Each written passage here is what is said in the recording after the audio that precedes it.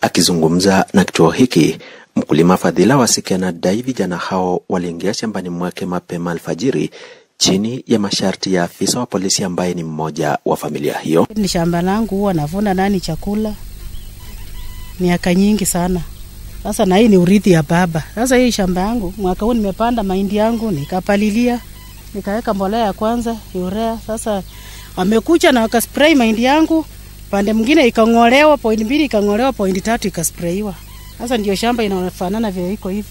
Nimeombeleza mahindi yangu hii imechomeka, imefanana vile iko hivi.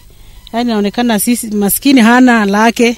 Anakuja kwa shamba na anakuja na pistol na pingo na sword kwa mkono na mpini na vijana wa mkono kuja kufanya kazi. Walikuwa watu 6. Familia hii inadai uvamizi huu ni kuwashinikiza kuondoka katika ardhi hiyo ambayo waliachiwa na marehemu baba yao. Ni shamba langu, si ati nimeipia mtu.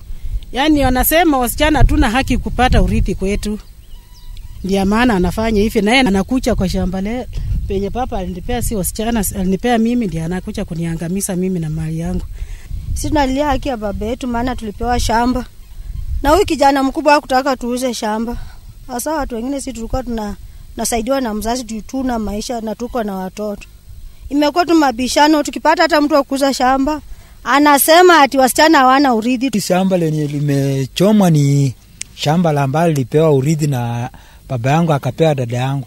Na sasa tunashangaa sana, wale watu walitekeleza mambo ni wale watu wanajulikana, ni watu ya familia. Kwa sasa familia hii inataka hatua kali kuchukuliwa kwa waliotekeleza uovu huo ili wapate haki kutokana na unyanyasaji huu. Hasa nalilia haki yangu serikali.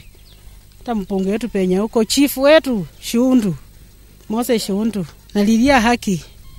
Hii ni kweli, hii ni haki kweli katika haki maisha ya mwanadamu kweli, kuchoma chakula. Waingilie kadi ili nazi tupate ukweli. Chochote tunataka, tunalilia haki. Na tukipata haki itakuwa ukweli.